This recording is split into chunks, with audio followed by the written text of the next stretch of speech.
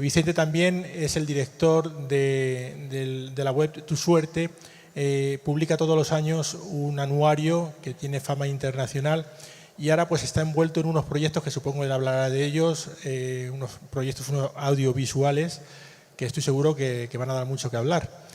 Yo creo que ya no vamos a demorar más el comienzo de la conferencia de Vicente, porque si no es que no vamos a ir muy tarde esta tarde. Así es que vamos a recibir a Vicente Casaña con un fuerte aplauso. Vicente, buenas tardes.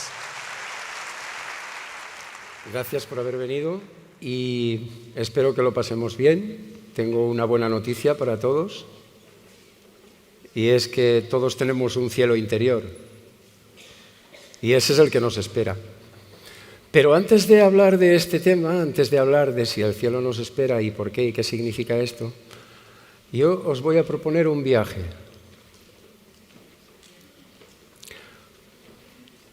Al 11 de julio de 1991, que es cuando se produjo el eclipse de sol más largo de todo el siglo XX. Ese eclipse atravesaba América, no como el de ahora reciente, el de agosto, que atravesó América del Norte, sino que atravesaba América más bien del sur, atravesaba Venezuela, Colombia, Brasil. Y ese eclipse era tan interesante que, ya que he visto a viejos amigos aquí estos días, he estado con Miguel Blanco, con Sánchez Dragó, con gente que nos vemos de tanto en tanto, pero me han traído a la memoria algunos de estos acontecimientos que voy a aprovechar para contar aquí, ¿no? De qué manera los astros tienen que ver con el más allá. La cuestión es que el 11 de julio de 1991, para estudiar este eclipse de sol más largo del milenio, Miguel Blanco y yo y un equipo de gente con unas cuantas cámaras nos fuimos para allá a estudiar este eclipse. Un viaje que nos llevaría a estudiar un montón de cosas más. No nos quedábamos con el eclipse. Ya que íbamos allí, ya que íbamos con el equipo, ya que íbamos a rodar una serie de documentales por la zona,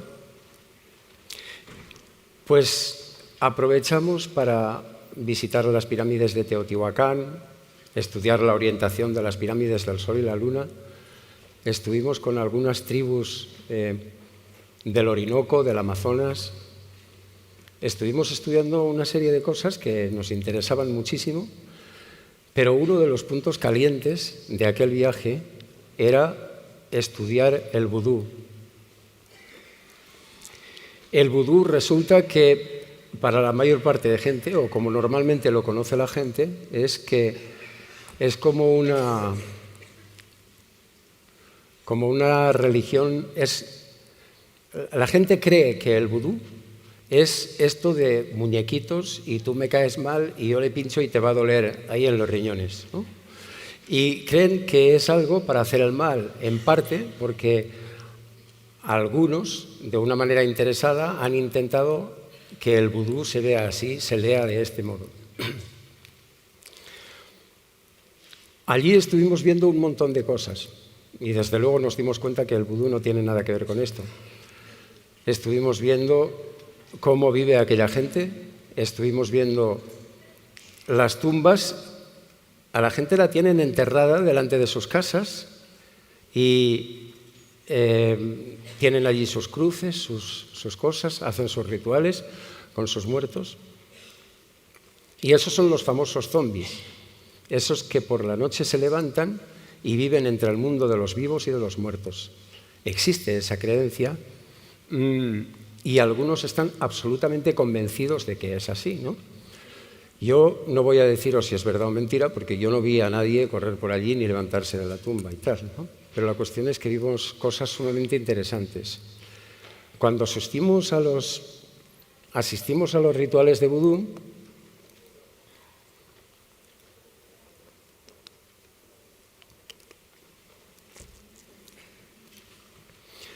normalmente se celebran en escenarios como este, cerrados, donde hay muchísima gente que está tocando tambores bebiendo ron, etc. Y la verdad es que aquello es contagioso. Notas una energía muy especial. Al cabo del poco tiempo que la cosa ha empezado, empiezas a ver hombres y mujeres que entran en trance, especialmente mujeres, que serpentean por el suelo, que te trepan por las piernas. La sensación es poderosa porque sobre todo los tambores empiezan a sonar a un ritmo cada vez más frenético, de manera que la tierra retumba bajo tus pies y te va subiendo como si se apoderara de tu cuerpo, y parece que en determinados momentos te da la sensación incluso de que tú entras en trance. Todo esto fue absolutamente espectacular, y todo lo que estudiamos allí, lo que vimos allí, con los antropólogos que hablamos, con los sacerdotes del vudú. Pero detrás de todo esto, detrás de todas estas apariencias y detrás de todo lo que la gente cree que es el vudú, así de una manera vulgar, digamos, había un motivo fundamental.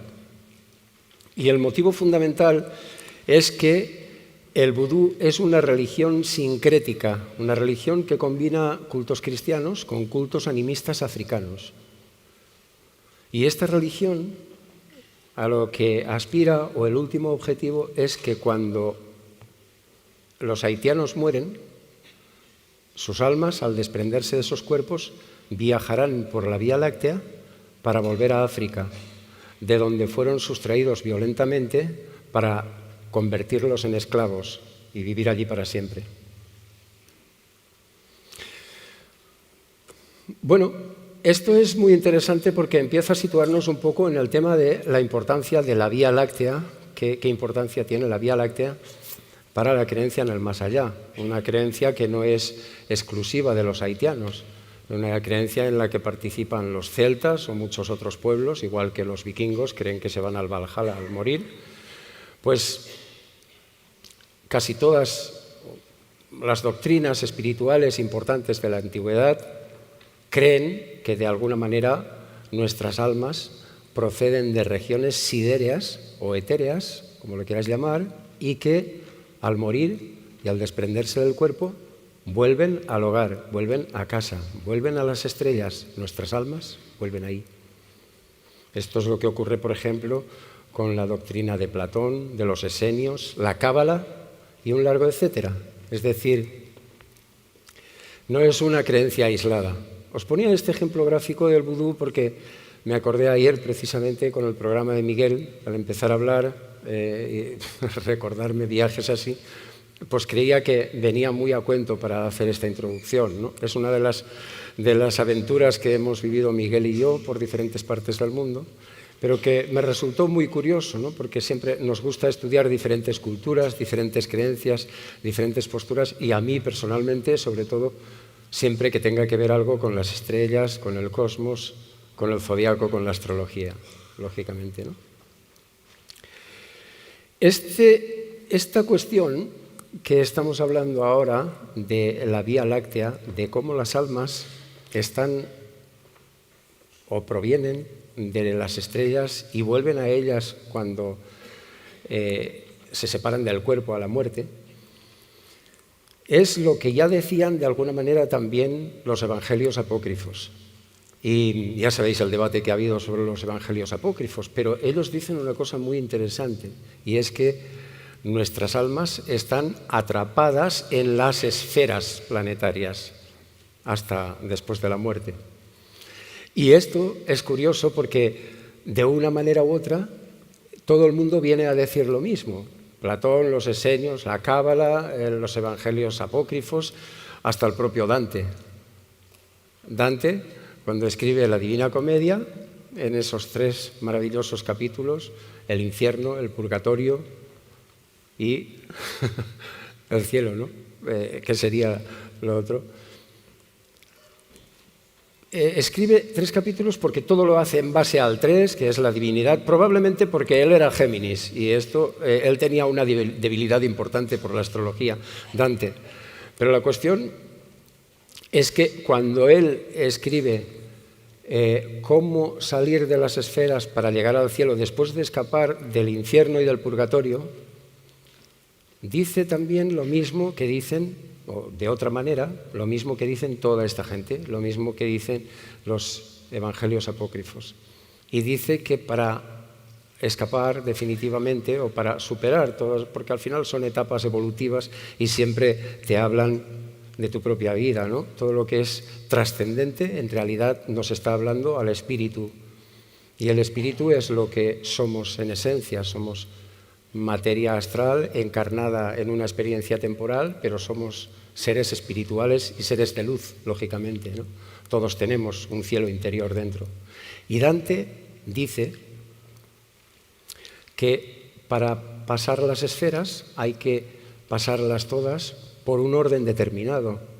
Es más, cuando él se encuentra a su amada Beatriz, que era su gran obsesión, se la encuentra en una de esas esferas ya, ¿no? No la encuentra en el infierno y en el purgatorio, lo encuentra ahí porque ya esa zona, el amor ya es algo sagrado, ¿no? Y a Beatriz se la encuentra precisamente en la esfera de Venus, como no, ¿no? Como tenía que ser. Entonces, las esferas que hay que pasar, según Dante, son la Luna, Mercurio, Venus, el Sol, Marte, Júpiter y Saturno. Bueno, luego llega a la esfera de las estrellas fijas y al primum mobile, por fin, ¿no? Porque en él todos son múltiplos de 3, de 9, tal. Vale, pero él establece un orden que ni siquiera ese orden es al azar, un orden que nos está transmitiendo un mensaje muy claro, ¿no? Cuando Dante habla de pasar esas esferas por la Luna, Mercurio y todo esto, tiene un sentido, porque él todo lo hace. La Divina Comedia es una obra astrológica, por cierto, que lo sepáis. Una de las obras astrológicas más interesantes y más cultas de toda la historia de la humanidad. Igual que Altamira probablemente es el primer zodiaco que existe en el mundo. Pero él, que estudió mucho astrología, que la tenía en alta estima, establece estos niveles por una razón muy sencilla, porque lo establece en base al orden de las velocidades que tienen los planetas. La Luna es la más rápida, luego viene Mercurio, luego Venus, Marte, etc. Entonces, ¿por qué las más rápidas? Bueno, eso lo veremos, lo podemos ver luego también desde otro punto de vista, pero las más rápidas por una razón muy sencilla, porque lo más rápido es como lo más sencillo, lo más material, lo más prosaico. Lo más lento, las esferas superiores son las más lentas, las más trascendentes, las más espirituales. Y no es extraño, por ejemplo, que la Edad de Oro se le atribuyera a Saturno, al planeta más lento. Otros dirán, oh, justo a Saturno. La mala prensa que tiene, ¿no? El Señor de los Anillos. Pues sí, Saturno. ¿Por qué? Porque los antiguos entendían que cuanto más tiempo se necesitaba una cosa para hacer, más trascendencia tenía o más importancia para el espíritu. Entonces, cuando Dante establece esos pasos para alcanzar el paraíso, pues está claro, ¿no? Y el paraíso se alcanza precisamente atravesando, saltando, pasando, como queráis ver, las esferas de todos los planetas. Esto es muy interesante. ¿Por qué? Pues porque Dante nos está diciendo que si queremos llegar al paraíso, tenemos que pasar esos peldaños.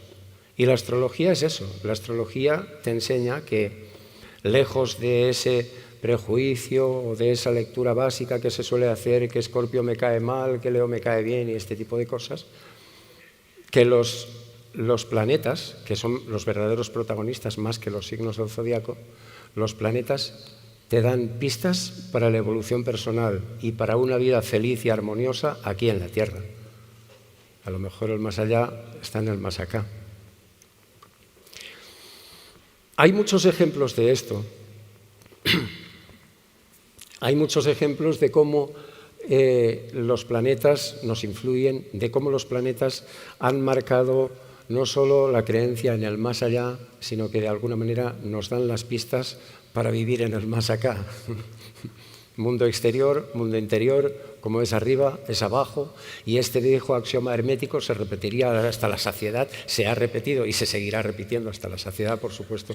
¿Por qué? Pues porque es importantísimo, porque es lo que nos da una clave de vida, lo que nos da las claves no solo para una vida espiritual, sino para una vida material, más feliz, más rica, más armoniosa, menos estresante, más amorosa. Y luego os lo explicaré por qué. Como yo no controlo los tiempos, ya me diréis. Bueno, la cuestión es que vamos a poner otro ejemplo porque como os digo, el encuentro de ayer con algunos colegas me animó a contar una serie de cosas, ¿no? También sería por ahí, a principios de los 90, no recuerdo cuándo, pero esto es porque cuando uno cumple muchos años ya han pasado muchas cosas, ¿no? Ha hecho muchas cosas. Entonces, a principios de los 90 hicimos un congreso en Pamplona que se llamaba Heterodoxos en el Camino de Santiago, donde estaba Sánchez Dragó. Conferenciábamos Sánchez Dragó, Atienza, Torrente Ballester, el arzobispo de allí, Jaime García Cobreros, bueno, muchísima gente, para dar el punto de vista que cada uno tenía sobre el Camino de Santiago o cómo interpretaba cada uno el Camino de Santiago. Y ya sabéis que el Camino de Santiago, antes de que el cristianismo lo adaptara a sus intereses, sobre todo a partir del siglo IX, con esa luz que se le aparece en el Monte Libredón al monje Pelayo y todo este tipo de cosas, y una luz, es una luz lo que se le aparece, o son unas luces misteriosas, mágicas, pero son unas luces que son los que le dan la pista. Cuidado que aquí pasa algo mágico, aquí está pasando algo extraño, estate atento, estate al loro, y a partir de ahí supuestamente descubren las tumbas del apóstol Santiago, de sus dos acompañantes, etcétera, y todo este tipo de cosas, ¿no? Pero ya sabéis que muchos siglos antes de esto, antes de ese principios del siglo IX, cuando se le aparecen esas extrañas luces al monje Pelayo en ese Monte Libredón, que era un lugar mágico habitado por la reina Lupa y todo esto, donde adoraban al dios Júpiter y a las encinas, pues toma, esto funciona, no, lo estaba viendo ahí, creía que se había apagado. Ya sabéis que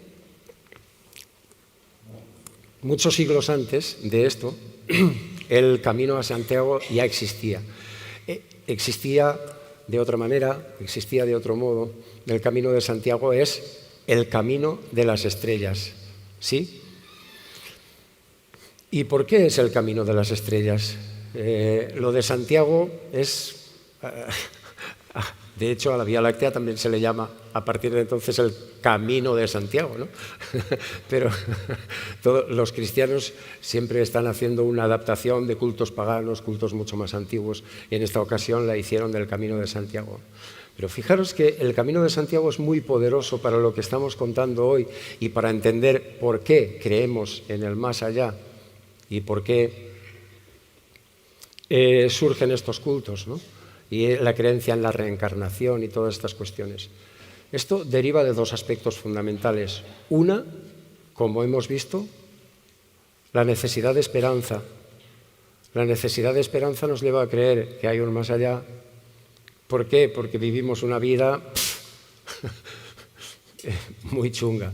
Siempre nos estamos quejando, nos están pasando cosas malas, tenemos enfermedades, nos quedamos sin trabajo, nos deja la novia, se me estropea el coche, etcétera, etcétera, etcétera, y no acabamos de ser felices, ¿no? Siempre la naturaleza humana siempre está como rabiando un poco, como quejándose. ¿No habéis notado vosotros que el mundo está lleno de vampiros psíquicos que van a contaros sus historias? ¡Ay, chica, qué mal me encuentro! ¡Ay, ay, no puedo! Y este tipo, ¿no? Y esto ¿pero qué haces? Déjame en paz, ¿no? Vive tu vida, déjame vivir la mía, ayúdame a ser feliz, dame besos, abrazos, cuéntame algo. Si te puedo ayudar en lo que tienes, vale, pero si no, no me pegues la paliza de algo que siempre estás haciendo mal. La cuestión es que nos quejamos mucho, ¿no? Nos quejamos mucho y amamos poco. Estamos siempre cabreados y tenemos poca paciencia. Cada vez estamos como más irritables, ¿no? Y entonces, todo esto que nos pasa, que parece que nos están pasando cosas, incluso aunque seamos buenos, porque nos consideramos más buenos de lo que somos. Yo que soy tan bueno y que lo hago todo tan bien y tal y cual, y tengo tan buena voluntad, ¿a mí por qué me va a pasar esto? A mí, ¿no? Nos cuesta mucho aceptar el destino, nos cuesta mucho aceptar lo que somos, ser honestos y ser fieles con nosotros mismos. No es fácil. No es fácil porque somos carne, somos muy débiles, ¿no? Y entonces nos quejamos tanto que si nos pasan todas estas cosas, ¿esto cómo puede ser? Es porque el mundo no es justo. Y Dios no es justo. Dios es injusto totalmente. Que me haga a mí esto, vamos. Entonces, se necesita que esto se acabe y que me voy a quedar así. Si Dios es justo, a mí no me podría pasar esto. Si Dios es justo, no podría haber niños picando piedra. Que eso sí que me ha hecho llorar esta mañana. Si Dios es justo, estas cosas no pasarían. El ser humano necesita, por tanto, que se acabe esto de una vez, y cuando esto se acabe, ¿qué pasará? Me iré al cielo y ahí, como he sido bueno, habrá justicia. Y ahí seré feliz. Y ahí no tendré que trabajar, no tendré que sudar, no tendré enfermedades, nadie me dejará. Esa necesidad de esperanza es lo primero que hace creer en el más allá, lo que hace creer en un cielo. Y esto es algo que el judeocristianismo se ha basado en ello, evidentemente, ¿no? Pero no solo ellos. Os acabo de contar el tema de Haití, y en Haití es lo mismo. ¿Por qué ellos creían y por qué la base de toda la religión del vudú, de esa religión sincrética, es la creencia de que cuando mueren sus almas se van a ir por esa serpiente cósmica que es la Vía Láctea tan maravillosa para regresar a África, a su tierra, a su lugar, a ser felices? ¿Por qué iban a creer esto? Por esperanza. La vida había sido tan dura y tan injusta con ellos sí, más que con la mayoría de nosotros, que necesitan eso.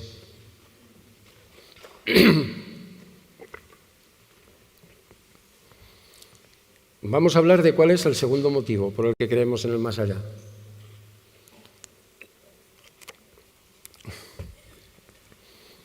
Y ese lo tenemos aquí. Santiago de Compostela nos explica mucho de esto, ¿no? Como os decía, después de este inciso, volvemos a esas mágicas luces que se le aparecían al monje Pelayo ahí en ese monte tan mágico. Bueno, toda Galicia es mágica y es maravillosa, es un lugar, es una tierra, no de meigas, es una tierra donde ya muy antaño, y muchos siglos atrás, se practicaba una religión maravillosa, la religión del pristilianismo, ni más ni menos, ¿no? Pristiliano, que además fue obispo de Ávila, pero se lo cargaron, fue un mártir, y este hombre consagraba las cosechas al sol y la luna. Este hombre enseñaba la melotesia, que es una rama a caballo entre la medicina y la astrología, según la cual cada parte de nuestro cuerpo está regido por un planeta, o regido o asociado a un signo del zodíaco. Esto es mágico, esto ha influido durante mucho tiempo y luego muchos grandes personajes como Paracelso lo han defendido de una manera vehemente y lo han estudiado y nos han dado claves para trabajar sobre ello y para mejorar nuestro organismo también en base a ello. Pero el tema de bueno, no me voy a ir a que si no, es que Pristiliano me parece un tema muy apasionante, pero volvemos al punto. Imaginaros que Santiago de Compostela, ahí no se ve, pero ya sabéis que al lado está Finisterre, que significa el fin de la tierra. Imaginaros que entonces no se conocía América, imaginaros que muchos siglos antes de esas luces que se le aparecen a Pelayo, y estamos hablando de siglos antes de Jesucristo, que ya se hacían estas peregrinaciones, la gente va en masa desde todas las partes del mundo, caminando a pesar de los peligros. Entonces no había, muchos habréis hecho el Camino de Santiago aquí seguro, y entonces no había posaditas como ahora y fuentecitas y tal y no sé qué y este tipo de cosas. La cosa era muy diferente y bandidos por el camino y de tal. Mucha gente, a pesar de todo eso, arriesgaba sus vidas para hacer ese camino, esa peregrinación. ¿Para qué? Para ir a ver dónde moría el sol, porque el punto más occidental, el punto final de la Tierra, donde ya se acababa la Tierra, el punto más extremo, era ese, el Finisterre, que por eso le llaman ese fin de la Tierra. Y ahí moría el sol. Y entonces el sol moría. Ahí cada día se hundía en el mar rojizo, como cuando se une, habéis visto puestas de sol, ¿no? Esa belleza del sol cuando se hunde en el mar y se pone rojizo como si le hubieran pegado un tiro o clavado una espada, bañado en sangre, parece que se muere y aparece al día siguiente por el otro lugar y vuelve a nacer. Y ese proceso de la muerte del sol cada día y que al día siguiente volviera a nacer y que volviera a morir por ahí, por el mismo punto, era magia pura, era espiritualidad, era algo que no podían entender, era algo que les superaba, pero era algo que necesitaban adorar. Vamos a ver ahí qué pasa, vamos a ver cómo se hunde, de qué manera se hunde, dónde se hunde y por qué. Y eso genera una serie de preguntas poéticas, místicas, filosóficas, pero despierta el pensamiento simbólico y mágico del ser humano, lógicamente, ¿no? Si todos los días el sol, que es el que me da la vida, el que me da el calor, el que me lo aporta todo, el que sin él yo no viviría, y se esconde por ahí todos los días, yo podré hacer lo mismo, que es lo que pasaba en Egipto también, ¿no? Y entonces la gente viaja al Finisterre y hace esa peregrinación, que no venían solo de ahí, no venían de Jaca y Roncesvalles, esa dualidad por la que empieza el camino, esa dualidad geminiana como Pollux y Castor, ¿no? Porque es Géminis el que rige la entrada del camino, por supuesto. No venían de ahí, ellos venían de mucho más lejos, de Italia, de Francia, etcétera, ¿no? ¿Y cómo es posible que vengan y que hagan esto, que hagan esta peregrinación tan peligrosa, solo por ver dónde muere el sol? Ah, amigos, es que ver dónde muere el sol es magia. A lo mejor, si yo voy a ver cómo muere el sol, llego y lo observo, ese sol que es mágico, ese sol que es inmortal, ese sol que representa la vida y me la da a mí y la da a la naturaleza.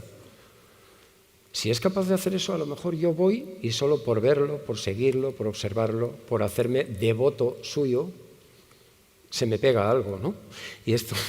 Y surge esa magia por analogía, por imitación a los astros, que es una de las magias más maravillosas que ha habido y que sigue habiendo hoy en día, ¿no?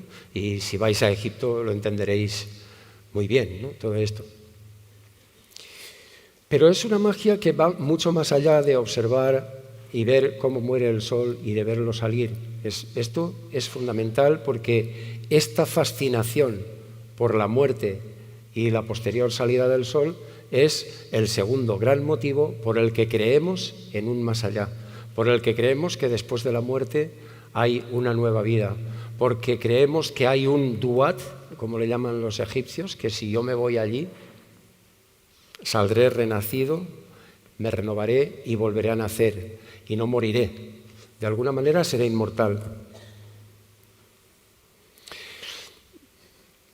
Y esta fascinación por la Vía Láctea, esta fascinación por el Sol, que empiezan a explicarnos un poco nuestra conexión con el más allá a través de las estrellas, cómo las estrellas nos enseñan que hay un más allá o nos hacen creer que hay un más allá. Yo no voy a entrar ahí en juicios de valor.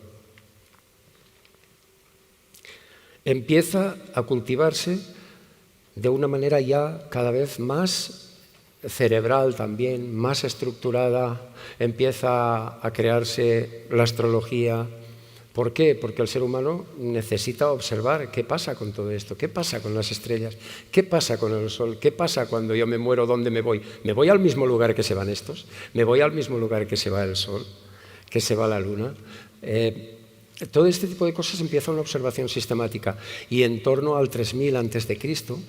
empieza a escriturarse la astrología, vamos a llamar así, ¿no? Y se empiezan a hacer las primeras predicciones astrológicas, que si Venus estará aquí, tal y cual, y surge un cuerpo doctrinal en torno a la astrología y en torno a la observación de los astros. Un cuerpo doctrinal que va creciendo con el tiempo, que es fruto de la observación milenaria, que es un saber empírico, por tanto científico, aunque no voy a entrar en esas cuestiones. Pero más allá de eso, el ser humano se da cuenta de que hay una vida distinta a la material. Hay una vida, digamos, espiritual que no entiende, que necesita entender de alguna manera, que necesita mensajes, necesita códigos para poderlos descubrir, ¿no? O para poder participar de ellos. Y uno de ellos resulta que son las peregrinaciones, otro es los 12 trabajos de Hércules, o la epopeya de Gilgamesh, que es de donde proceden los 12 trabajos de Hércules, ¿no? El libro más antiguo de la humanidad. Eso es un libro de doctrina espiritual astrológica. ¡Hal! Ni más ni menos. Esto es muy interesante. ¿Por qué? ¿Qué nos explican los 12 signos del zodiaco? ¿Qué nos explican los trabajos de Hércules, ¿no? ¿Para qué están? ¿Por qué se hicieron? ¿En base a qué? ¿Es un cuento cualquiera o qué nos transmite? Bueno, ahora lo veremos. Quiero terminar de contaros antes lo del Camino de Santiago. ¿Esto es para mí? ¿Esto es para mí? Entonces, el Camino de Santiago es una de las cosas que nos enseña a captar la magia de los astros, a aprehender, a interiorizar toda la magia y toda la divinización que hemos hecho de los astros, hacerla nuestra, que funcione en nuestra vida. ¿Por qué? Porque toda peregrinación tiene un objetivo muy claro. No está tanto en ir a ver cómo muere el sol, no está tanto en hacer esa penitencia, digamos, o ese trabajo cotidiano, diario, que la verdad es que es maravilloso porque hacer el Camino de Santiago te saca del contexto en el que vives habitualmente, rompe la rutina y empiezas a sentir algo distinto por una razón muy importante. Fijaros que normalmente siempre estamos llenos de ruido, metidos en la queja, como hablábamos antes, mirando hacia afuera, mirando lo que hace este, lo que hace el otro, y qué poco miramos hacia adentro. Entonces, cuando tú empiezas el Camino de Santiago, es normal que los primeros días lo pases mal incluso, y la gente no sabe por qué. Y la razón, empiezan a sentir cierto desasosiego, inquietud y tal. La razón es muy sencilla. La razón es que tú empiezas a caminar durante horas, algo que ya es muy difícil que hoy haga cualquiera, si queda media hora, que a todos los sitios vamos en coche, y cuidado, ¿dónde está el parking más cercano? Que voy. Y en cambio, cuando tú empiezas a hacer el Camino de Santiago, tienes que caminar unas cuantas horas como si el mundo no existiera. Y esto te cambia el concepto del tiempo, el espacio, etc. Y lo que es más importante, te obliga a mantener un diálogo interior con el que no estás acostumbrado. Y esto es lo que te causa el mareo. ¿Por qué? Porque normalmente nos levantamos, vamos con prisa, llego tarde al trabajo, me tomo el café, no sé cuánto, mi hijo al cole y tal y cual, ¿no? Pero cuando nos dedicamos a prestar oídos a nuestro diálogo interior, que es donde reside el espíritu, claro, Las estrellas nos dicen cómo, dónde, pero de qué manera, pero el espíritu está aquí, ¿no? No está en otro lugar. Y a ese diálogo interior, qué poca atención le prestamos, ¿no? Es como decía aquel, que cada vez tenemos más medios de comunicación, más información, mejor aún, hemos conquistado el espacio exterior ya, hemos ido a la luna y tal. El espacio interior sigue sin conquistar, sin ser conquistado, ¿no? Y una peregrinación te ofrece la oportunidad de hacer eso. Cuando tú peregrinas, empiezas a conectar con tu diálogo interior. Y esa conexión con ese diálogo interior te lleva a un cambio espiritual, lo quieras o no. Más que ir a ver el sol y todo este tipo de cosas. Pero más aún, fijaros que el mundo es mujer, hombre, día, noche, luz, oscuridad, yin, yang, cerebro izquierdo, cerebro derecho y un larguísimo etcétera que podríamos continuar así. Pero todo es un juego de polaridades. Y en este caso, la polaridad es importantísima porque en nuestra corta vida no somos capaces de entender el universo. Hoy día tenemos telescopios maravillosos, naves que se van hasta allá, cada día sabemos un poco más. Estamos entendiendo incluso que a pesar de las enormes distancias, las galaxias se comunican entre ellas, como no se van a comunicar los planetas, que los tenemos mucho más cercanos, ¿no? Los críticos decían que los planetas no nos pueden influir porque una piedra tan lejana, bueno, acaban de descubrir que las galaxias se comunican entre ellas, ¿no? Imaginaros a las distancias que están. Pero a pesar de todo, nosotros no somos capaces de entender el universo. Y una prueba, ni siquiera de verlo, cuidado, ni siquiera de verlo. Tened en cuenta que a pesar de todos los avances que tenemos, solo sabemos de un 5% del universo. El otro 95%, 96, 94, no voy a discutir por un 1% arriba o abajo, es materia y energía oscura. ¿Y qué quiere decir eso? Que no tenemos ni idea de lo que es. Ninguna, nada, no sabemos nada. Lo tenemos delante de las narices. Los neutrinos nos están bañando constantemente. Ahora estamos sentados aquí, estamos aquí charlando y los neutrinos nos están atravesando constantemente, de pies a cabeza. Y da igual, aunque estuviéramos en un sótano. Y atraviesan la Tierra de parte a parte. La atraviesan constantemente de parte a parte. Nos está atravesando materia cósmica en todo momento, sin que sepamos qué pasa, sin que sepamos en qué mundo vivimos, sin que sepamos qué es ese 95%. ¿Cómo es posible? ¿Tan listos que somos? ¿Y no sabemos en qué mundo vivimos? Yo el otro día, terminando un documental, porque, por cierto, ha dicho Rafa que os iba a contar algo, yo no iba a contar nada, pero ya que se pone, ya que me viene ahora a la cabeza, sí, estoy terminando he guionado y he dirigido 6 documentales para Canal Historia que empiezan a emitirse el mes que viene, donde se habla de cómo los astros han influido en distintas obras de la humanidad, obras de arte, monumentos importantes, etcétera, etcétera, ¿no? Bueno, una historia muy bonita que ahora estamos terminando. Y precisamente en uno de ellos contábamos una cosa que ponía el símil de lo que somos nosotros en el universo, lo que nosotros podemos ser para algunos animales como las hormigas, ¿no? Una hormiga te sube por ahí. Estás en el campo y te sube por el pie y viene por aquí y puede recorrerte y bajar por el otro lado e irse tan tranquila. Te habrá recorrido, pero ¿creéis que una hormiga habrá sido capaz de saber que todo esto es una figura humana, de conceptuarla?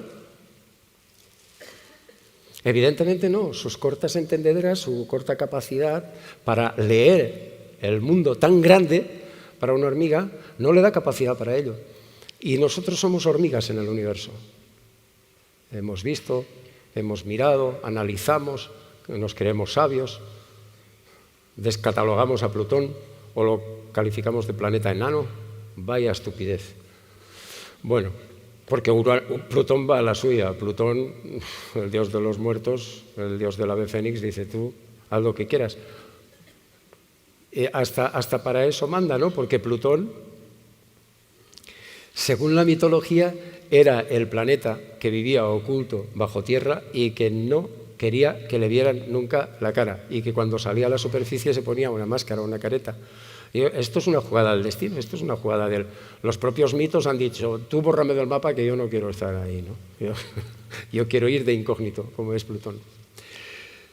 Cuando uno hace una peregrinación, para terminar con este tema, lo que hace es imitar el movimiento de los astros de alguna manera, ¿no? Porque en nuestra corta vida no tenemos tiempo para hacer un recorrido tan grande por el universo. Entonces, como la única manera es imitar el movimiento de los astros, entonces eso equivale para un movimiento espiritual o para un paseo por los cielos, podríamos decirlo, ¿no? Pero el ciclo corto equivale al ciclo largo. El ciclo material de andar por aquí equivale al ciclo espiritual, a ese desarrollo que se desencadena por todas estas cuestiones que os estaba diciendo, ¿no? La cuestión es que una peregrinación sirve igual que ciertos bailes que se hacen de manera circular, como la sardana o la muñeira, que si son bailes circulares es precisamente porque están pensando en imitar a los astros, y todo aquello que nos lleve a imitar a los astros nos acerca a ellos, nos hace por tanto más espirituales, nos sitúa más cerca de las estrellas.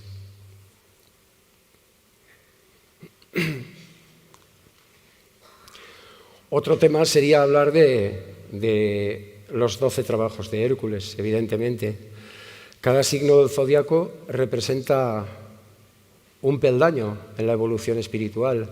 El zodiaco no es algo que se inventa, es algo que se descubre, porque a lo largo del tiempo que la Tierra da una vuelta alrededor del Sol, es decir, en un año, se producen 12 conjunciones Sol-Luna o 12 oposiciones, y ese 12 es por lo que se divide el tiempo y el espacio en 12, en esos 12.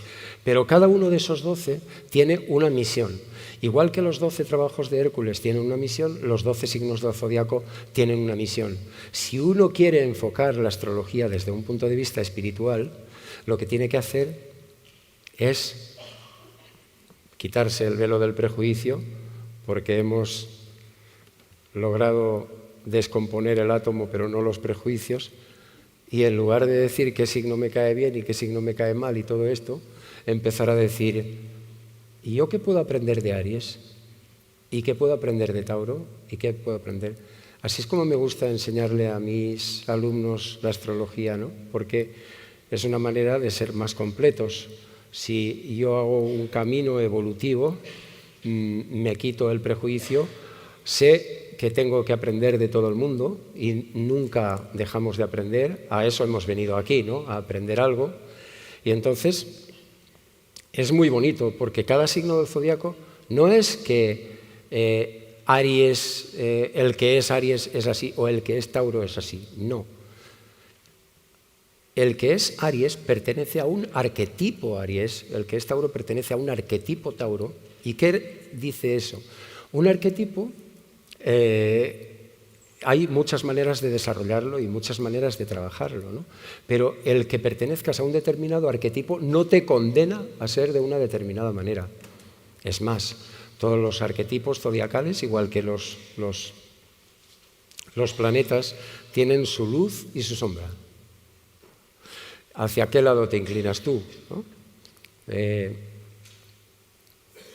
Si un Aries es valeroso, tiene el coraje de un niño para ir a por lo que quiera, ese impulso infantil de lanzarse, el atrevimiento, tiene esa nobleza, esa generosidad típica del fuego, bueno, estará desarrollando el lado positivo de su arquetipo. Estará siendo un Aries guay, estará siendo un Aries de los buenos, vamos a decir el lenguaje maniqueo bueno y malo. Pero si ese Aries lo aprovecha para ser un maleducado infantil a pataletas si las cosas no se cumplen cuando él quiere a rajatabla, porque es un impaciente y quiere que las cosas se hagan ya. Si quiere ganar a todos a toda costa, da igual lo que pase, pero yo primero y tú después. Y si me sigues bien y si no, ahí te quedas. Si es impositivo, si es bronco, si es esa parte marciana, como Donald Trump, que tiene Marte en el ascendente, ¿qué pasa, ¿no? Pues eso es Marte en Aries, lo mismo que un arquetipo ariano, o un arquetipo Aries, un Marte. Marte es el regente de Aries. Pues hay muchas maneras de vivir ese arquetipo. Y entonces pasa igual. ¿Y qué quiere decir eso? Que nosotros tenemos que aprender de todos y cada uno de los signos del zodiaco. Y en eso consisten los 12 trabajos de Hércules. Los 12 que derivan, los 12 trabajos de Hércules derivan de esa epopeya de Gilgamesh, escrita por lo menos hace unos 3000 años, y que cuenta una historia sumamente interesante. No voy a entrar aquí y a contar si acaso algún otro mito, ¿no? Pero, en definitiva, cuando nosotros enfocamos eso de este modo, es decir, los signos del zodiaco como los 12 trabajos de Hércules, la astrología nos da unas claves espirituales para la evolución, no ya para la otra vida, sino para esta, porque yo creo que la evolución espiritual hay que vivirla aquí. ¿Y en qué consiste? En ser fieles a nuestro cielo interior, a cómo es cada uno. Y para eso se necesita mucho, mucho prestar diálogo a ese diálogo interior, a ese run-run, algo que además las emociones están monitoreando constantemente y enviándole mensajes. Tú tienes un sentimiento de rabia, vas a aparcar y alguien, un chulito, ¡plas!, toma, el coche, joder. Entonces, y te entra una mala leche y eso te hace subir la bilirrubina, y cuando tú desencadenas una emoción, da igual que sea positiva que negativa, pero toda emoción desencadena un neuropéptido que genera una respuesta. Y no es lo mismo generar una emoción positiva o que te muestren una imagen de algo muy bello, una playa paradisíaca, que te muestren algo feo o que tengas una mala reacción. A ti te dicen te amo, te dan una caricia, te aportan algo positivo, te dan una noticia buena y automáticamente tu cuerpo genera una reacción química. Y por eso las emociones, y por eso prestar atención al diálogo interior es tan importante, porque tenemos que saber lo que sentimos. Las emociones están monitoreando todo el tiempo nuestro diálogo interior, y con un agravante muy importante: la cabeza no cierra por vacaciones. Cuidado con lo que pensáis. Cuidado, porque lo que pensáis se convierte en realidad, se puede convertir o lo que sea.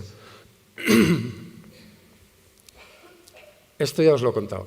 Quiero contaros otra cosa, quiero contaros, al hilo de lo mismo, por supuesto, pero quiero contaros cómo esa fijación por la Vía Láctea y esa fijación por el culto solar se vive en muchísimas culturas, ¿no? Pero nos vamos ahora a la civilización quizá más mágica, la civilización paradigmática en este sentido. Nos vamos a Egipto. En Egipto entendían que todo era uno, entendían que ellos, los planetas, el sol, los animales, las plantas, todo era una misma cosa, eso lo tenían súper claro. Y entonces lo del culto al sol, lo del culto al más allá, lo de la reencarnación, todo esto lo tenían muy, muy claro, ¿no?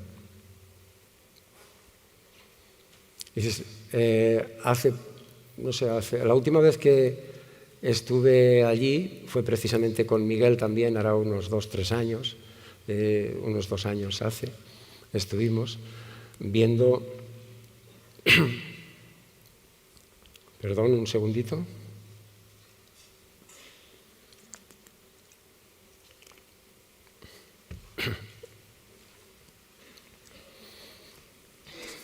Viendo unas estatuas mágicas. Yo que soy muy escéptico y que me acusan de ser muy racional y todo esto, vi unas cosas que flotaban alrededor de esa estatua. Estábamos en el templo de Karnak y habíamos entrado a visitar la estatua de una diosa, un lugar apartado que solo te abren pues, para determinadas ocasiones, determinadas personas, tal. Pero la cuestión es que en un recinto, pues que era más o menos como lo que es esta diapositiva, no, más estrecho y de profundo igual, las mismas dimensiones podríamos decir.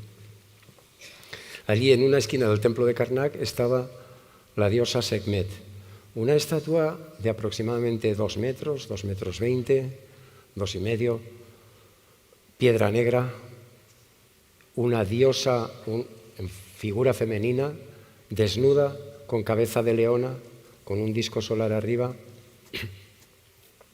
Algo absolutamente impresionante lo que vimos allí, porque era cerrada todo con paredes, te abrían una pequeña puerta que entrabas y girabas y ahí es donde estaba el recinto, de manera que no entraba prácticamente luz, un ventanuco pequeñísimo de 1 palmo y solo podíamos entrar de uno en uno, entrar, salir, verla, pero unos segundos y salir, ¿no?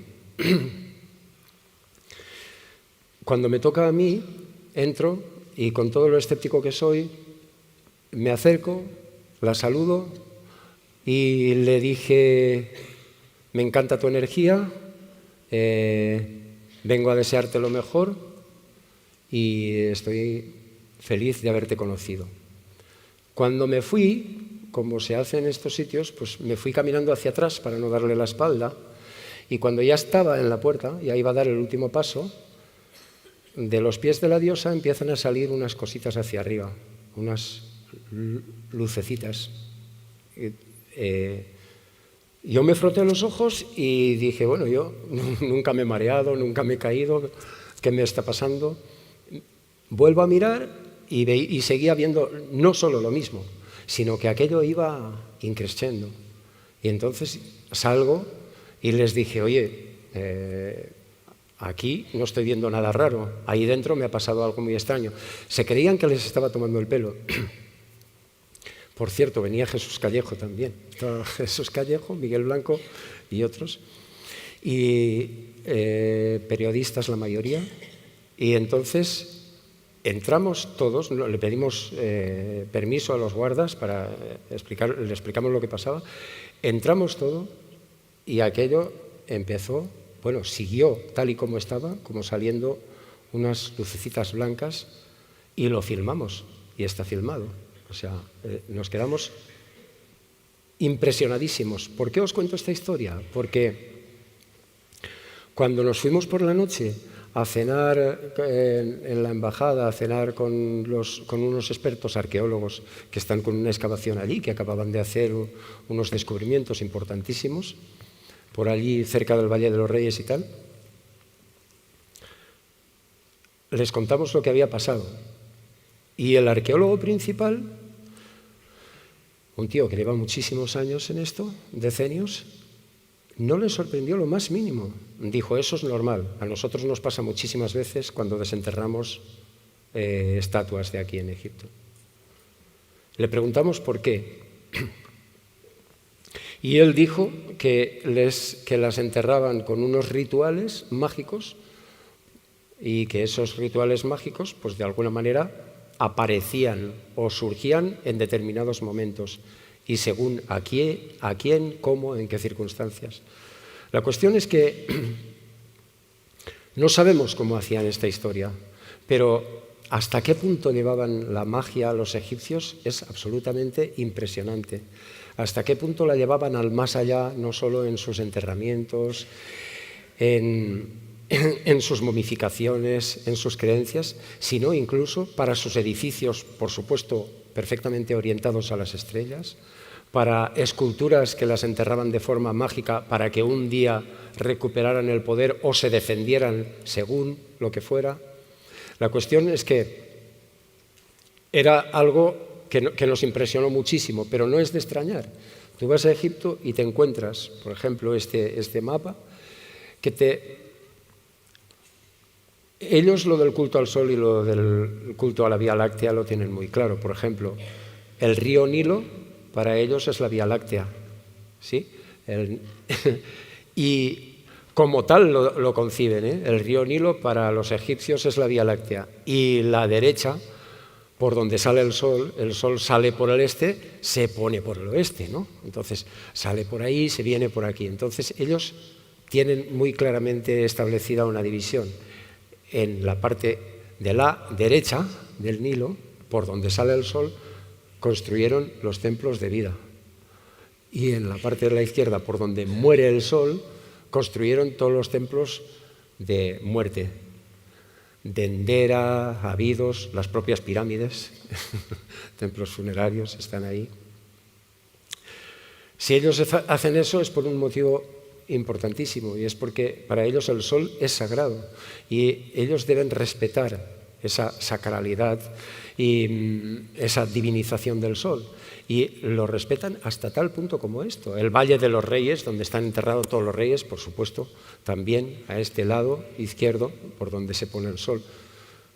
Ellos respetan que es así porque entienden que el sol les dará vida o se la quitará y tal, ¿no? Y entonces, desde este punto de vista, respetan hasta la construcción del propio Egipto. Está edificado en base a los astros, está orientado por las estrellas, todos los edificios, pero también todas las grandes construcciones.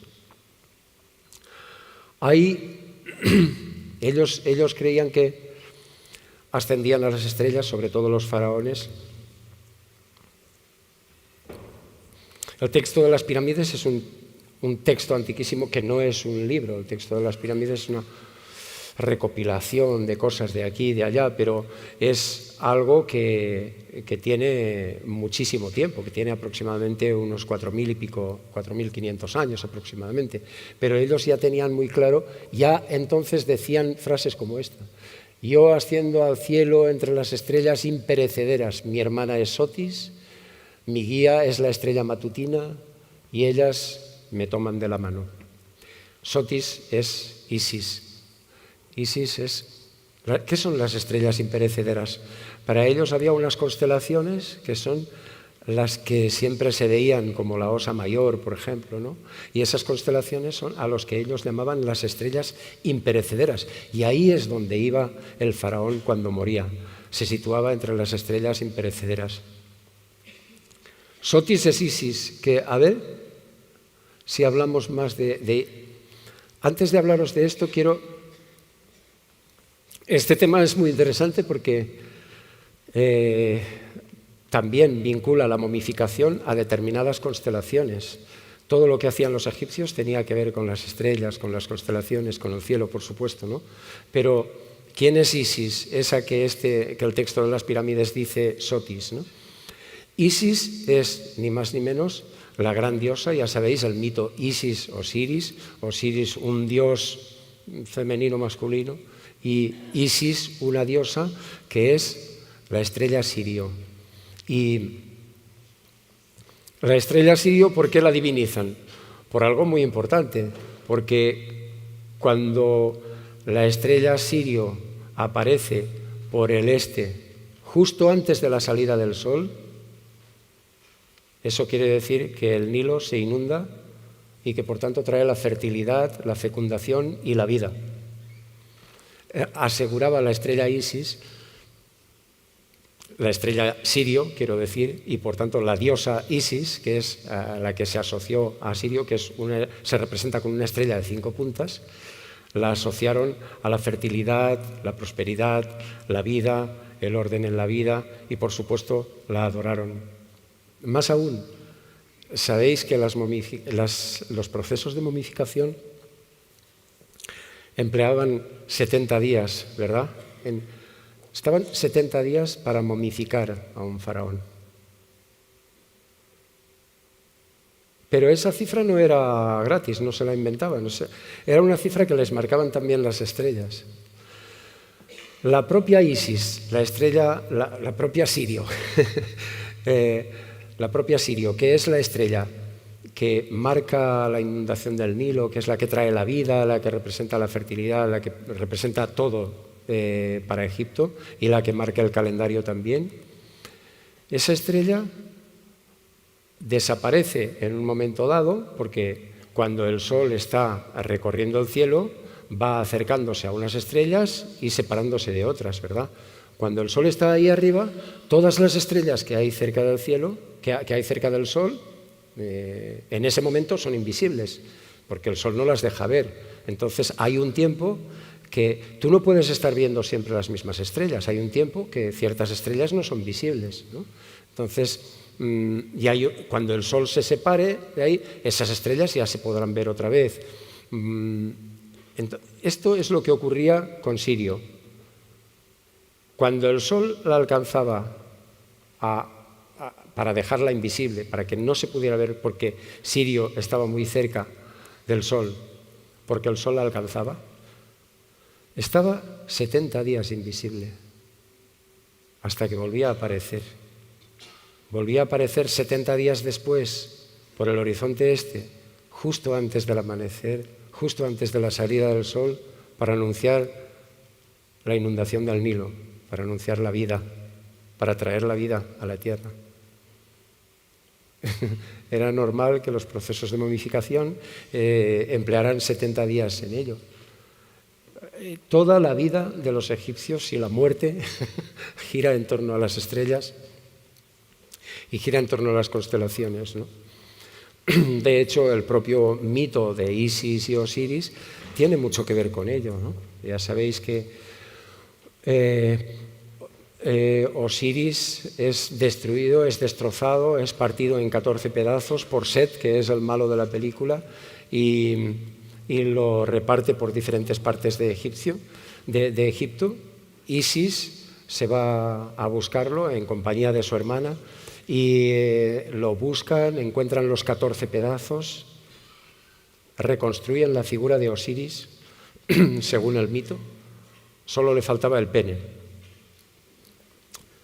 El pene no lo encontraron porque el malo de Set lo había tirado al río y se lo habían comido los peces.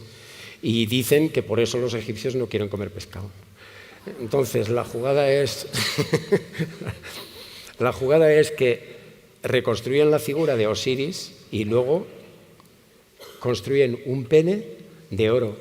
Y con ese pene de oro pudo Isis hacer de nuevo el amor con Osiris y tener a su hijo Horus, el dios Horus, dios Sol, que vengaría a la muerte de Osiris y acabaría matando al malvado, a Set, ¿no? Que era el malo de la película.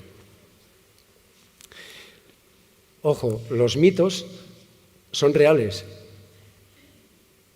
Hay mucha gente, y lamentablemente se han menospreciado los mitos a lo largo de esta cultura tan estúpida racional que nos han impuesto, de tener que aprender ciertas cosas, de tener que descartar otras, de que parece que solo determinados conocimientos son válidos, los otros son supersticiones, son creencias, son tonterías, y en base a esto se ha relegado el pensamiento poético, mágico, femenino, el pensamiento lunar, y nos han jodido a todos en base a esto.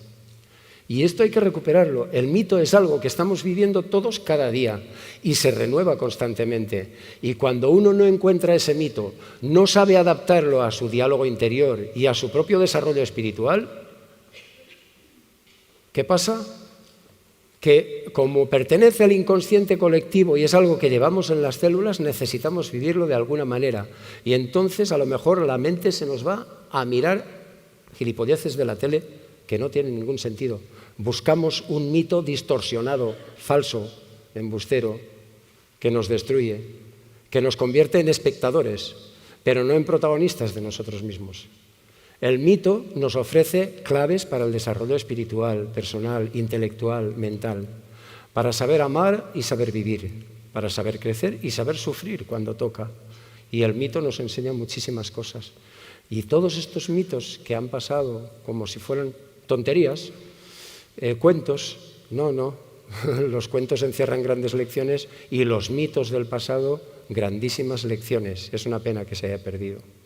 Hay que recuperarlo, hay que reivindicarlo, hay que salir al campo, hay que mirar las estrellas, hay que mirar los amaneceres, hay que amar más y odiar menos. Y esto, que parece tan raro, veis que, a ver cómo, si te enchufo yo aquí, esto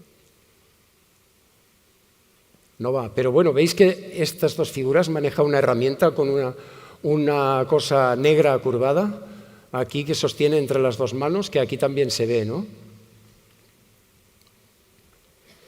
Cuando momificaban a alguien, los egipcios le introducían esta especie de palanca en la boca. Esto ahí también se ve.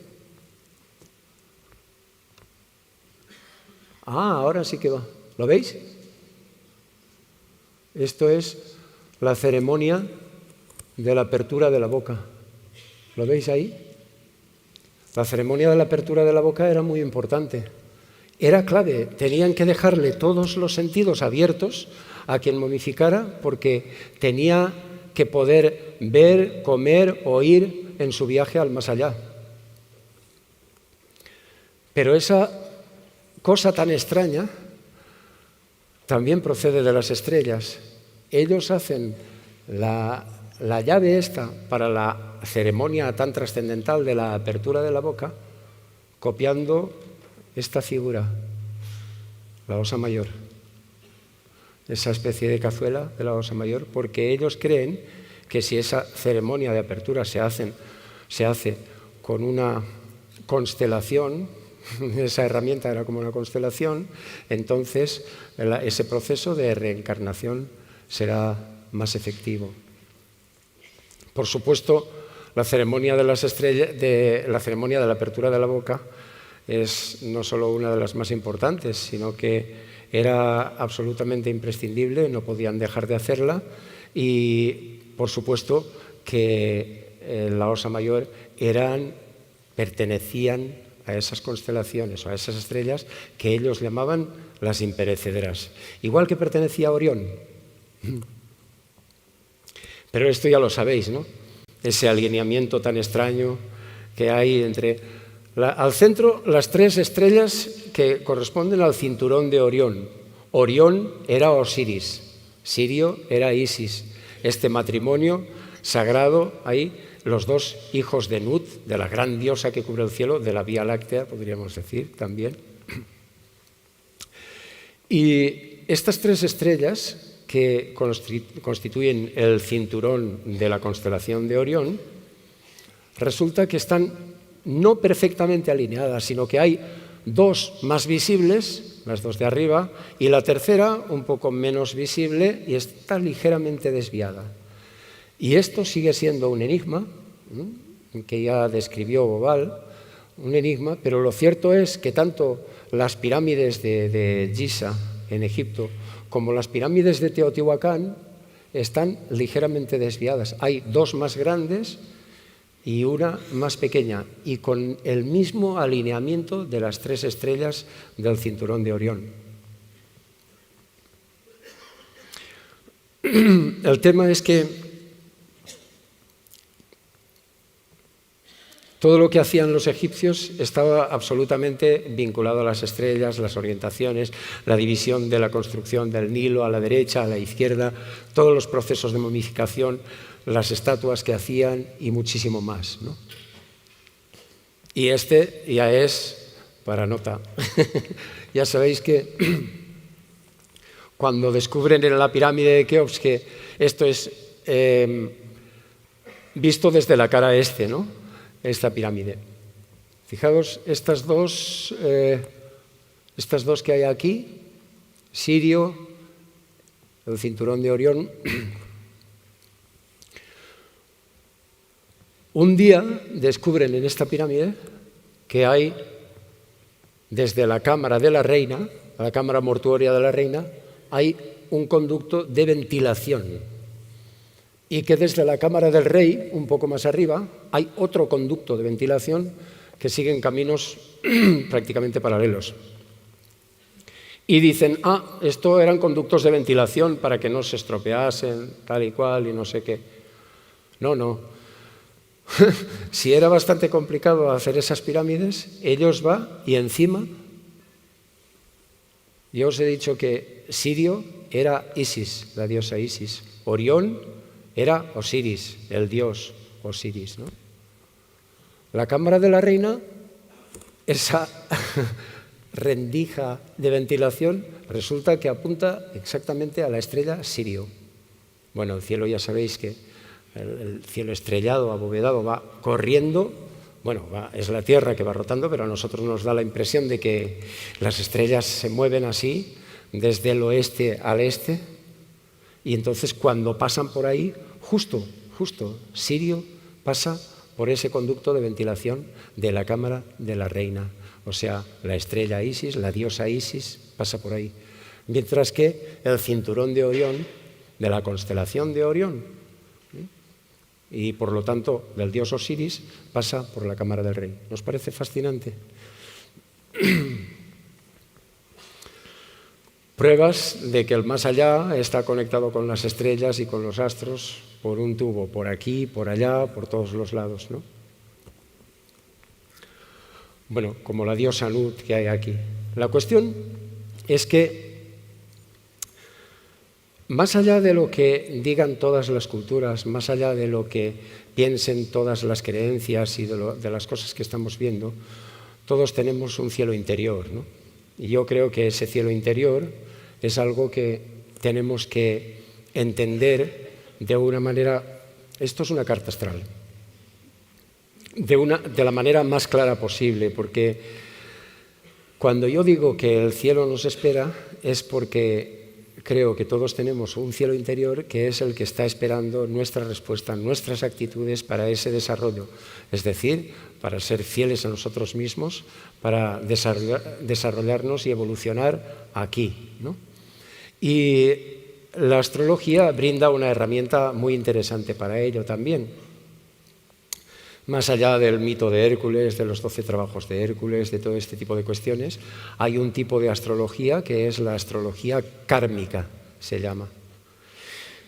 Bueno, sobre esto, como casi todo lo que es astrología, se han escrito muchas cosas que mejor no leerlas porque la astrología se ha prostituido demasiado, pero en una carta astral hay varias herramientas o varias formas de lectura del individuo, de uno mismo, de cómo es, ¿no? Y otra cosa para dar de comerle aparte, digamos, es la astrología kármica. Pero, por ejemplo, una carta astral donde aquí en este círculo se ven los signos del zodiaco, aparecen los signos del zodiaco: Aries, Tauro, Géminis, Cáncer, Leo, Virgo, Libra, Escorpio, Sagitario, Capricornio, Acuario, Piscis. Bueno, y aquí aparece donde está esta figura circular, que es el Sol, aparece un AC que significa el ascendente. Todo esto, estas disposiciones, Júpiter, Saturno, Mercurio, Urano, Venus. En fin, están los 12, una carta astral es un gráfico que representa cómo estaba el cielo en el momento y lugar en el que nace una persona.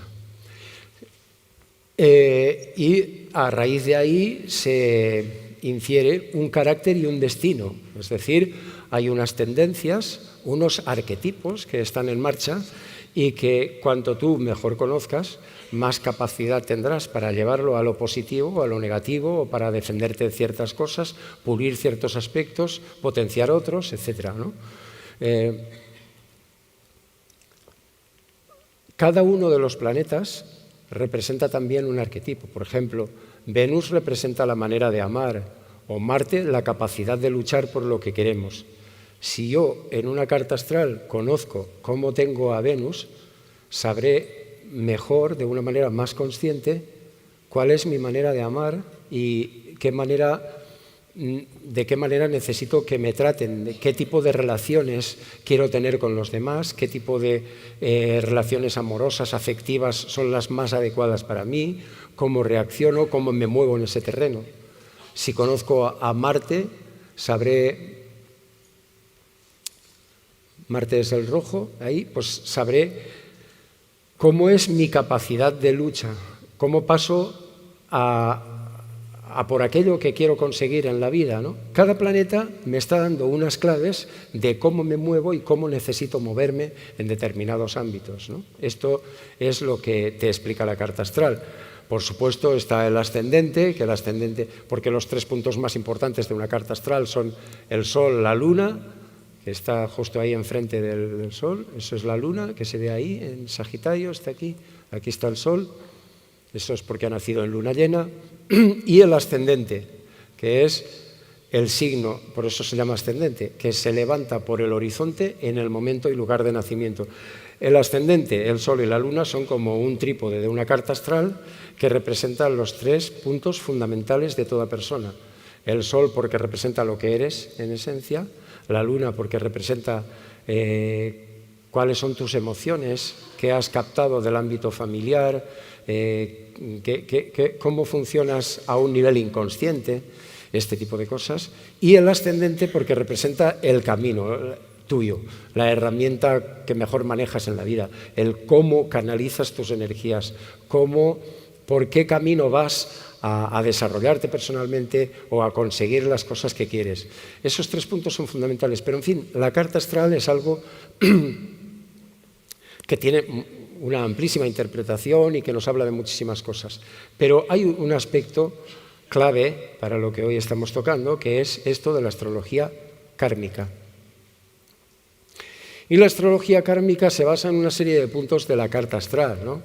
Entre los que habría que estudiar casas 4, 8, 12. Además de 12 signos del zodiaco, hay 12 casas, o sea, 12 sectores, que le llamamos casas, que aquí están representados con números 3, 4, 5, 6, etc. Pero la astrología kármica fundamentalmente en lo que se basa es en los nodos lunares.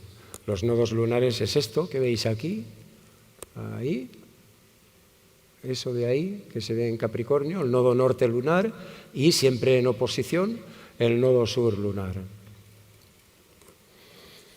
¿Por qué? Porque los nodos lunares se originan en el corte de intersección de la trayectoria de la Luna con la de la Tierra. Y esos cortes representan 2 puntos que son absolutamente trascendentales para nuestra evolución espiritual. Y de hecho representan una especie de equilibrio que debemos mantener. Porque normalmente, ¿sabéis eso que siempre se dice que el hombre es el único animal que tropieza 3 veces en la misma piedra, ¿no? Y 4 y 5 en las que haga falta? Esto tiene mucho que ver con el nodo sur. Tenemos una tendencia a operar de determinada manera todos. Eso es una de las cosas que cuesta mucho cambiar los hábitos. Por eso dicen todos los entrenadores, ya sea físicos, espirituales, lo que sea, que si quieres cambiar un hábito, tienes que estar 21 días practicándolos a tope. 21 días entregado a tope en ese hábito. Cuando has practicado durante 21 días seguidos sin fallar ese nuevo hábito, de alguna manera ya has implantado ese chip, ¿no? Entonces, la cuestión es que siempre nos cuesta cambiar de hábitos, siempre nos cuesta cambiar lo que son nuestras tendencias naturales. Uno flaquea por aquí, el otro flaquea por allá, pero esas tendencias a las que nos vamos cada uno tiene mucho que ver con esto, con los nodos, con el eje de los nodos que hay aquí. Y la astrología kármica te enseña entonces que el nodo sur, allí en el signo que está, la casa en la que está, los planetas con los que interviene y todo esto, te da una serie de explicaciones de cuáles son tus zonas más cómodas, o sea, tus vicios también, a lo que tiendes por inercia, ¿no? Y como te resulta más cómodo, pues te quieres quedar ahí, pero ya sabéis que no abandonar la zona de comodidad y de confort pues te hace más difícil evolucionar o superarte, ¿no? Entonces, el nodo sur te explica mucho de estas cuestiones. ¿Cuáles son tus defectos? ¿Cuáles son tus vicios? ¿Cuáles son esas zonas de confort a las que te apegas y no te permiten crecer? ¿Y qué tienes que hacer para superarlas? Y entonces ahí te tienes que ir al nodo norte. El nodo norte te explica cuál es tu misión aquí en la Tierra, de algún modo. Mientras yo no consiga desarrollar lo que me está pidiendo el nodo norte a un nivel consciente, no podré vencer esta dualidad o este desequilibrio con el que vengo aquí. Me he encarnado con un desequilibrio. En astrología kármica se considera que el eje de los nodos lunares es el karma que traemos aquí. Un karma con el que hemos venido muchas veces de una manera rocambolesca, ¿no? Porque a veces ese karma no nos pertenece a nosotros, lo hemos heredado nosotros de nuestros padres, de nuestros abuelos, de nuestros tatarabuelos o de ancestros incluso anteriores. Uno puede traer una carga kármica aquí que supone un desafío familiar de antaño, de muchísimo tiempo.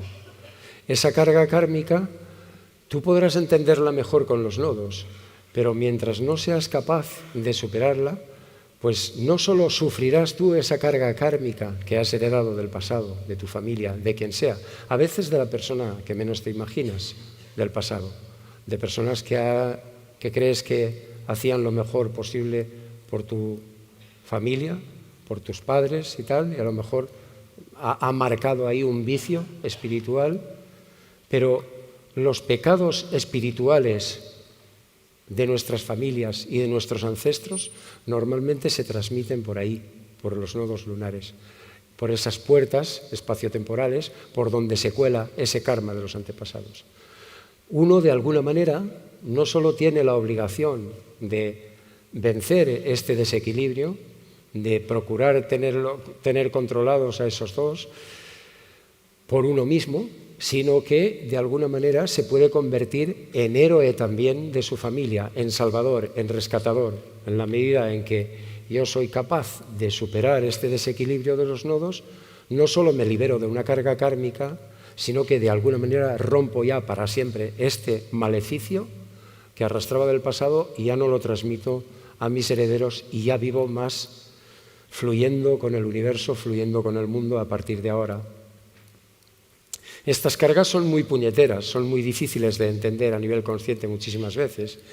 Es algo que uno, sin saber astrología o sin entender astrología, es más difícil que pueda entender de otro modo, que pueda llegar a ver. Pero desde luego, como antes decía, la observación, el diálogo interior, la atención a las emociones y sentimientos, sí que te permiten, si eres capaz de hacer un análisis detallado, puntual y metódico, saber cuáles son esos puntos flacos, ver en qué fallas sistemáticamente, porque ahí estará tu nodo sur, ¿no?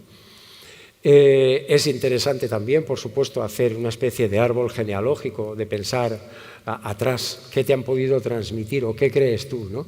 Pero entenderlo de alguna manera, porque al final las cuestiones familiares vienen por ahí también por los nodos, ¿no? Entonces, no es algo tanto a un nivel exclusivamente personal, como son el Sol, la Luna, Mercurio, Venus, Marte, que son planetas muy personales, que te pertenecen a ti y tú tienes que trabajar con ellos, sino que los nodos lunares tienen mucho que ver con eso que hemos heredado y que muchas veces la vida nos sacude por ahí una vez y otra vez y otra vez y no entendemos por qué, ¿no?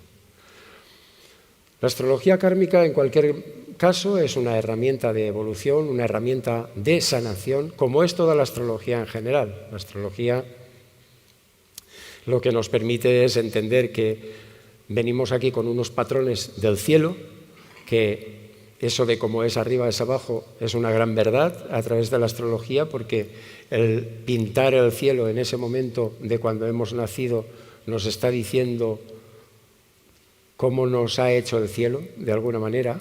Y por un lado, venimos aquí con muchos condicionantes, ¿no? Cada vez que los científicos avanzan, están demostrando más cómo la genética nos condiciona para tener una enfermedad de tal tipo a los 45, para tener no sé qué. Cada vez están descubriendo más que la genética nos está determinando mucho más de lo que imaginábamos. Los astros también nos determinan más de lo que imaginábamos. Quizá no seamos tan libres, no lo sé, pero siempre es bonito pensarlo y siempre es bonito intentarlo. Y yo creo que, en cualquier caso, las herramientas que nos proporciona la astrología para entender mejor cuál es nuestra conexión con el cosmos, de qué forma podemos armonizar mejor con nuestros propios ritmos, esto es una herramienta maravillosa. Desde luego, la astrología es una herramienta de sanación, de comprensión, de desarrollo espiritual, etc. Pero recordad que la clave aquí es que tenemos un cielo interior. Ese cielo interior nos lo da la carta astral. La carta astral nos dice con qué condicionantes astrales hemos venido aquí. Pero también nos lo puede explicar ese diálogo interior del que hemos ido hablando, ¿no? Paracelso decía que todos tenemos estrellas en nuestro interior, que todo nuestro cuerpo está formado por constelaciones. Estamos hablando de grandes sabios. Paracelso era astrólogo, era médico, era alquimista, siglo XVI, un personaje que ha sido relevante y sigue siendo influyente, un médico que decía que no había ningún médico que pudiese llamarse como tal si no tenía conocimientos de astrología. No sé si era exagerado, pero él decía que nuestro cuerpo estaba formado por estrellas, que cada constelación correspondía a un órgano, que en la medida en que nosotros cuidáramos o respetáramos esas constelaciones y esas estrellas, estaríamos respetando nuestro cuerpo. Pero eso es algo que también decía Marsilio Ficino, sacerdote y astrólogo, siglo XV, y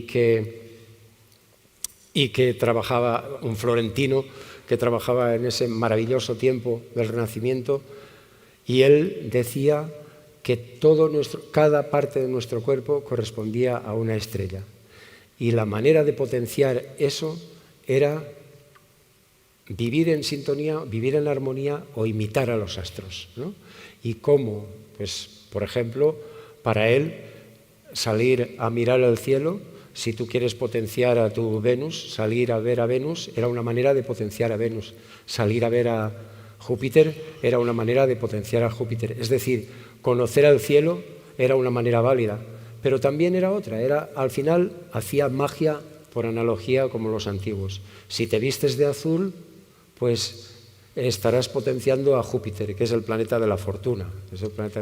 Si comes tal cosa porque está regido por tal planeta, estarás potenciando ese planeta. Buscaba ese mundo de analogías este sacerdote y astrólogo del siglo XV, que fue tan influyente para la cultura y para la historia como Marsilio Ficino. En fin, creo que hemos hablado de muchísimas cosas, pero yo creo que estamos en el momento de decir que en esta sociedad de hoy hemos aprendido a añadir años de vida, cada vez vivimos más años, pero no a añadir vida a los años, ¿no? Entonces, no se trata de añadir tantos años a la vida, sino de vivir más.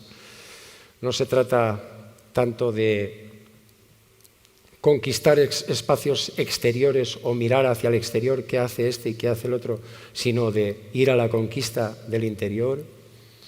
Y es lo que le pasó al final a aquel gran aventurero que se fue un día a un colegio, marcas por todo el cuerpo, después de 1001 aventuras, de haber recorrido todo el mundo, de haber hecho hazañas que parecían imposibles, y al acabar la charla en un colegio, un niño le pregunta cuál ha sido la mayor de todas sus hazañas y de todas sus aventuras, y cuál ha sido la que más le había costado. Y él dijo que la mayor había sido conocerse a sí mismo y conquistarse a sí mismo. Y a eso es a lo que os invito esta tarde, a que conectéis con vuestro cielo interior, que os conquistéis a vosotros mismos, que seáis felices y que améis. Muy buenas tardes.